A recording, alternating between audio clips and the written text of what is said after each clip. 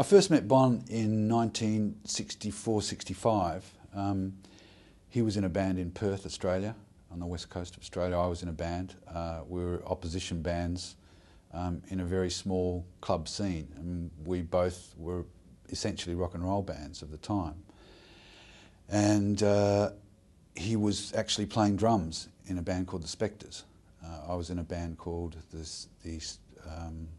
what was my band called? The Dimensions. And he was in a band called the Spectres. He mostly played drums. The lead singer then was a guy called John Collins.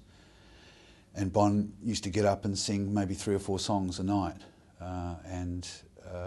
We often as not found we were playing at the same venues. And he and I struck up a friendship. And he was a great singer. He had the potential to be a great singer, but it wasn't so much that he was a great singer, but he had a very unique voice. Guttural, Stevie Winwood type guttural voice, and had great potential.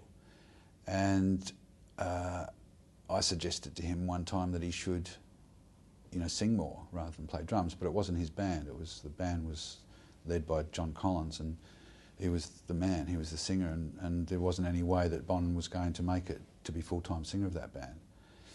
And because both of the bands were in competition, it was a very competitive field at that time. I suggested to Bon that we join ranks and form one band and have 2 lead singers.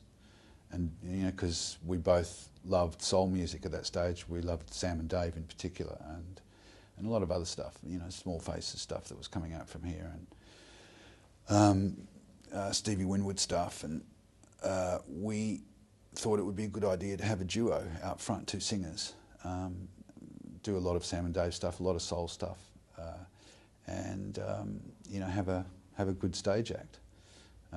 He agreed with that because I think the only reason he agreed with it is because he really wanted to be a singer, and that was the only way he could. And of course, it happened very quickly. We did join. He brought a couple of members of his band, I brought a couple of members of my band, and we formed a band called the Valentines.